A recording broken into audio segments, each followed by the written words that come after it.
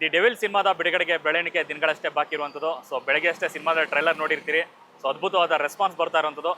Dialogues ಅಂತ ಬರೋದಾದ್ರೆ ಈ ಡೆವಿಲ್ ಸಿನಿಮಾದ ಡೈಲಾಗು ನೆಕ್ಸ್ಟ್ ಮಟ್ಟಿಗೆ ಒಂದು ಹೈಪನ್ನು ಕ್ರಿಯೇಟ್ ಮಾಡಿರುವಂಥದ್ದು. ಸೊ ಡೈಲಾಗ್ ಬರೆದಂಥ ಕಾಂತರಾಜ್ ಅವ್ರು ನಮ್ಮ ಜೊತೆಗಿದ್ದಾರೆ. ಟ್ರೈಲರ್ ನೋಡಿದಾಗ ಒಂದು ಡೈಲಾಗ್ ನೋಡಿ ನೆನಪಿರುತ್ತೆ ನಿಮಗೆ. ಸೊ ಸೂರ್ಯನಿಗೆ ತುಂಬ ಹೊತ್ತು ಗ್ರಹಣ ಹಿಡಿದಿರಲ್ಲ ಅಂತ, ಎಲ್ಲೋ ಒಂದು ಕಡೆ ದರ್ಶನ್ ಅವರ ಫ್ಯಾನ್ಸ್ಗಳಿಗೆ ತುಂಬ ಹತ್ತಿರಕ್ಕಿರುವಂಥ ಡೈಲಾಗ್ ಅದು. ಸೊ ಡೈಲಾಗ್ ಬರೆದಂಥ ಕಾಂತರಾಜ್ ಅವರು ನಮ್ಮ ಜೊತೆ ಇದ್ರೆ ಬನ್ನಿ ಮಾತಾಡ್ಸೋಣ. ಸರ್ ನಮಸ್ತೆ. ನಮಸ್ತೆ. ಹೇಗಿದ್ರಿ ಸರ್? ಆರಾಮಾಗಿದ್ದೀನಿ, ನೀವು ಹೇಗಿದ್ದೀರಾ? Fine sir. ಸರ್ ಮೊದಲಿಗೆ ಡೆವಿಲ್ ಜರ್ನಿಗೂ ಮೊದಲು ನಿಮ್ಮ ಜರ್ನಿ ತುಂಬ ದೊಡ್ಡ ಜರ್ನಿ ಆ್ಯಕ್ಚುಲಾಗಿ 2 ದಶಕಗಳ ಕಾಲ ಹತ್ರ. ಸೊ ಅದ್ಭುತವಾದ ಜರ್ನಿ. ಸೊ ನಿಮ್ಮ ಒಂದು ಸಿನಿ ಜರ್ನಿ ಬಗ್ಗೆ ಹೇಳೋದಾದ್ರೆ ಕಾಂತರಾಜ್ ಅವರು ಅಂದರೆ ಯಾರು, ಎಲ್ಲಿಂದ ಬಂದರು ಅಂತ? ಸರ್, ನನ್ನ ಸಿನಿಮಾ ಜರ್ನಿ ಶುರುವಾಗಿದ್ದು ಪ್ರತ್ಯಕ್ಷವಾಗಿ ಕಡ್ಡಿಪುಡಿ ಸಿನಿಮಾಯಿಂದ. ಓಕೆ. ಪರೋಕ್ಷವಾಗಿ ಸುಂಟ್ರ ಗಾಳಿಗಿಂತಗಳೆಲ್ಲ ವರ್ಕ್ ಮಾಡ್ತಾ ಇದ್ದೀನಿ. ಸೊ ಇದಕ್ಕೆಲ್ಲ ಮೂಲ ಯಾರು ಅಂದ್ರೆ ನಮ್ಮ ಸ್ನೇಹಿತ ತುಷಾರ್ ರಂಗನಾಥ್ ಮತ್ತು ನನ್ನ ಆತ್ಮೀಯ ಸ್ನೇಹಿತ ಮಾಸ್ತಿ ಅವರು. ಸೊ ಅವರು ಬಂದಿದ್ರು, ನನಗೆ ಸಿನಿಮಾಗೆ ಬರಬೇಕು ಅನ್ನೋ ತುಳಿತ ಮೊದಲಿಂದ ಇತ್ತು. ಸೊ ಹೆಂಗ್ ಹೋಗ್ಬೇಕು, ಅದಕ್ಕೆ ಒಳಗಡೆ ಹೋಗೋ ಒಂದು ದಾರಿ ಬೇಕಲ್ಲ, ಆ ದಾರಿ ಇಲ್ಲದೆ ಇದ್ದಾಗ ನನ್ನ ಸ್ನೇಹಿತರು ಕೈ ಹಿಡ್ಕೊಂಡು ಒಳಗಡೆ ಕರ್ಕೊಂಡ್ ಬಂದ್ರು. ಸೂರಿ ಪೂರಕವಾಗಿ ಆಕ್ಟ್ ಮಾಡಿಸ್ತಾ ಭಟ್ರು ನನ್ನ ಕತೆಗಾರನಾಗಿ ಹೊರ ಹೊರಸಿದ್ರು. ಸೊ ಆ ಜರ್ನಿ ಅವತ್ತು ಅಲ್ಲಿ ಶುರುವಾಗಿದ್ದು, ಇವತ್ತು ಡೆವಿಲ್ ವರ್ಗೂ ಕರ್ಕೊಂಡು ಬಂದ್ರು.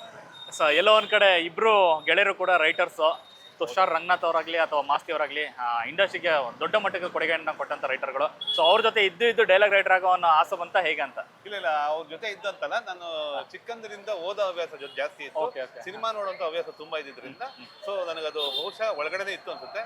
ಜೊತೆಗೆ ಮೂಲ ಕಾರಣ ಯಾರು ಅಂತಂದ್ರೆ ನಮ್ಮ ಅಪ್ಪ ಒಬ್ರು ಅತ್ಯುತ್ತಮ ಕತೆ ಹೇಳುವಂತ ಮನುಷ್ಯರು. ಸೊ ನಮ್ಮನೆ ಸಿನಿಮಾ ವಾತಾವರಣ ಜಾಸ್ತಿ ಇತ್ತು. ಅಂದ್ರೆ ಹೇಳ್ಬಿಟ್ಟಿದೀನಿ, ಎಲ್ಲಾರ ಮನೆಗಳಲ್ಲೂ ರಾಮಾಯಣ ಮಹಾಭಾರತ ಕತೆ ಹೇಳಿ ಮಲಗಿಸಿದ್ರೆ ನಮ್ಮಲ್ಲಿ ಸಿನಿಮಾ ಕಥೆಗಳು ಹೇಳಿ ಮಲಗಿಸೋರು.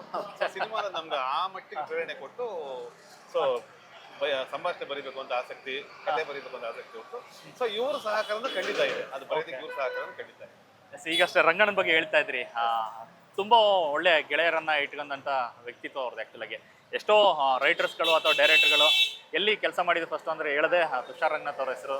ಸಾಕಷ್ಟು ಜನ ಇದ್ದಾರೆ, ಒಂದು ಜನರೇಷನ್ ಡೈರೆಕ್ಟರ್ ಮತ್ತು ಟೆಕ್ನಿಷಿಯನ್ಸ್ ಕೊಟ್ಟಂಥ ಅದ್ಭುತವಾದ ಪ್ರತಿಭೆ ಅವರು. ಸೊ ಹೆಂಗ್ ಪರಿಚಯ, ಹೆಂಗ್ ಸ್ಟಾರ್ಟ್ ಆಯ್ತು, ಏರಿಯಾ ಬಾಯ್ಸ್ ಎಲ್ಲರೂ ಅಂತ? ನಾವೆಲ್ಲರೂ ಒಂದು ಏರಿಯಾದಲ್ಲಿ ಕ್ರಿಕೆಟ್ ಆಡ್ತಾ ಬೆಳ್ಕೊಂಡವರು. ನಮ್ಮಿಬ್ಬರ ಮಧ್ಯೆ ಒಂದು ರೈವಲರಿ ಟೀಮ್. ನಮ್ದು ಏರಿಯಾ, ಅವ್ರದ್ದು ಕ್ವಾರ್ಟರ್ಸ್, ಪೊಲೀಸ್ ಕ್ವಾರ್ಟರ್ಸ್. ಸೊ ನಾವಿಬ್ರು ರೈವಲರಿ ಟೀಮ್. ಎನಿ ಟೈಮ್ ಜಿದ್ದಿ ಕ್ರಿಕೆಟ್ ನಡೀತಾ ಇತ್ತು. ಅದ್ರಲ್ಲಿ ನಾನು, ರಂಗ, ಮಾಸ್ತಿ 3 ಜನ ಸಿನಿಮಾ ಪ್ರೇಮಿಗಳು. ಅಲ್ಲಿ ಮ್ಯಾಚ್ ನಡೀತಾ ಇರೋದು ಪಕ್ಕದಲ್ಲಿ ನಾವು ಸಿನಿಮಾ ಬಗ್ಗೆ ಚರ್ಚೆ ಮಾಡ್ತಾ ಇದ್ವಿ. ಹಂಗಾಗಿ ನಾವು 3 ಜನ ಜಾಸ್ತಿ ಗ್ಯಾದರ್ ಆಗ್ತಾ ಇದ್ವಿ. ಸೊ ಹಂಗಾಗಿ ನಮ್ಮ ಹೋರಾಟ ಬೆಳೀತು. ಮೊದಲೇ ಬಾರಿಗೆ ಸಿನಿಮಾ ಸೆಟ್ ಅಂತ ಬಂದ್ರೆ ಸುಂಟ್ರಗಾಳಿ ಸಿನಿಮಾಗೆ ಬರ್ತೀರಿ.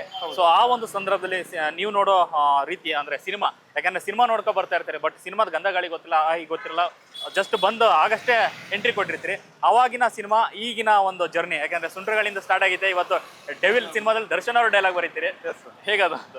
ಅವಾಗ ನಾವು ಹೊರಗಡೆಯಿಂದ ನೋಡ್ತಾ ಇದ್ವಿ, ಈಗ ಒಳಗಡೆ ಬಂದಾಗ ಅದ್ರ ಅನುಭವ ಬೇರೆ. ಅವಾಗ ಅದು ಕುತೂಹಲದ ಪ್ರಪಂಚ. ಈಗ ನಾನೇ ಅದನ್ನ ಅನುಭವಿಸ್ತಾ ಇದ್ದೆ, ಅನುಭೂತಿ ನೋಡ್ತಾ ಇದ್ದಾಗ ಇದು ವರ್ಣಿಸಲಾಸಾಧ್ಯವಾದಂತ ಅನುಭವ. ಅಂದ್ರೆ ಟ್ರೂ ಕಮ್ ಟ್ರೂ ಅಂತ ಇಂಗ್ಲಿಷ್ ಅಲ್ಲಿ ಹೇಳ್ತಾರೆ, ಕನ್ನಡದಲ್ಲಿ ಕನಸು ನನಸಾದ ದಿನಗಳು. ಖಂಡಿತವಾಗ್ಲು ಸಿನಿಮಾ ಅನ್ನೋದು ನಮ್ಗೆ ಅಷ್ಟು ಅಪ್ಯಾಯಮಾನವಾದಂತ ವಿಷಯ. ಈ ಜಗತ್ತು ಹೆಂಗ್ ನೋಡ್ತಾ ಗೊತ್ತಿಲ್ಲ ಸಿನಿಮಾ ನಮ್ಗದು ಬದುಕಿನ ಒಂದು ಭಾಗ ಅಲ್ಲ, ಬದುಕಿನ ಒಂದು ಅರ್ಧ ಭಾಗ ಅಂತ ಅನ್ಕೋಬಹುದು ಸಿನಿಮಾ. ನಾವು ಆ ಮಟ್ಟಿಗೆ ಅದ್ರ ಬಗ್ಗೆ ಒಲವು ತೋರಿಸ. ಸರ್ ಯಾವತ್ತಾರ ಅನ್ಕೊಂಡಿದ್ರ ಸರ್ ಸುಂಟ್ರಗಾಳಿನಲ್ಲಿ ಎಂಟ್ರಿ ಕೊಡ್ತೀರಿ, ಸೊ ಅದೇ ದರ್ಶನ್ ಅವ್ರಿಗೆ ನಾನು ಮುಂದೊಂದು ದಿನ ಡೈಲಾಗ್ ಬರೀತೀನಿ ಅಂತ ಅನ್ಕೊಂಡಿರ್ಲಿಲ್ಲ. ಬಲವಾದ ಆಸೆ ಇತ್ತು, ಆಕಾಂಕ್ಷೆ ಇತ್ತು, ಕನಸಿತ್ತು. ಓಕೆ.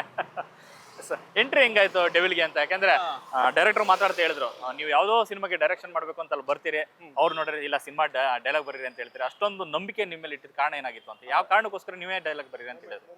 ಅದರಲ್ಲಿ ಒಂದು ಇಂಟ್ರೆಸ್ಟಿಂಗ್ ವಿಷಯ ಏನಂತಂದ್ರೆ, ನಾನು ಪ್ರಕಾಶ್ ಸರ್ಗೆ ನಂದು ಕತೆ ಹೇಳಕ್ಕೆ ಅಂತ ಬಂದೆ. ಓಕೆ. ಸೊ ನನ್ನ ಕತೆ ಹೇಳಿದೆ, ಅವ್ರಿಗೆ ಕತೆ ಇಷ್ಟ ಆಯ್ತು. ಸೊ ಅದನ್ನ ಬರ್ಕೊಂಬನ್ರಿ ಅಂತ.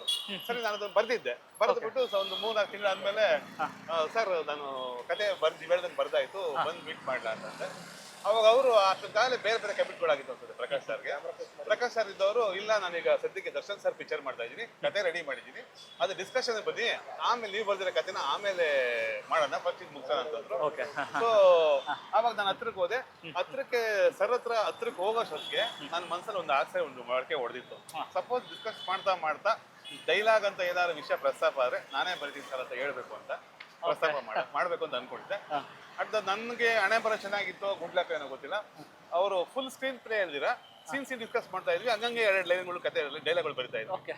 ಸೊ ಇದಕ್ಕೆ ಏನ್ ಹೇಳ್ಬೇಕು ಅಂತಂದ್ರೆ, ಪ್ರಕಾಶ್ ಸರ್ ನನ್ನ ಸಂಭಾಷಣೆಯ ಪ್ರಥಮ ಕೇಳುಗ, ವಿಮರ್ಶಕ, ಪ್ರೇಕ್ಷಕ ಓಕೆ ಎಲ್ಲವೂ ಕೂಡ ಪ್ರಕಾಶ್ ಸರ್. ನಾನು ಫಸ್ಟ್ ಹೇಳಿದಾಗ ಅದನ್ನ ತುಂಬಾ ಎಂಜಾಯ್ ಮಾಡಿದ್ದವ್ರೆ.